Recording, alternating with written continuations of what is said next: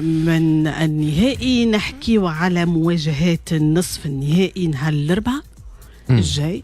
شو فما أمنو هاني؟ بالضبط، زوز مواجهات نصف النهائي نتصور ما فماش مواجهات باش يكونوا خير من هكا في النصف النهائي، لأنه من ناحية الأرقام من ناحية قيمة المنتخبات تصنيف الفيفا، أيضا نحكيو على المنتخبات الأفضل أداء ونتائج في الكوب دافريكي. دونك تقريبا لقينا دومي فينال اللي يجمع أفضل 4 منتخبات على الورق وعلى الميدان وحتى في الترتيب. المباراة الأولى نحكيو على مباراة المغرب ونيجيريا، ماتش باش تلعب نهار الأربعاء بعد غدوة انطلاقا من 9 متاع الليل بتوقيت تونس. علاش بديت بهم بديتش الماتش اللي الاخر؟ لأنه المغرب بلد المضيف أمام نيجيريا. الحقيقة منتخب اللي شفناه أمام المنتخب التونسي منتخب عملاق، وتأكدنا من هذا أمام المنتخب الجزائري.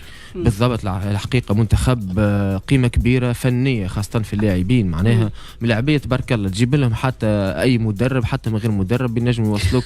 صدقني معناها أنا شفت قدامي الحقيقة الناس كما لوكمان وأوزيمان وأدامس الثلاثي نتاع الهجوم، الحقيقة حاجة من وراء الخيال. والمنتخب المغربي أنا متأكد باش يتعب برشا أمام المنتخب النيجيري.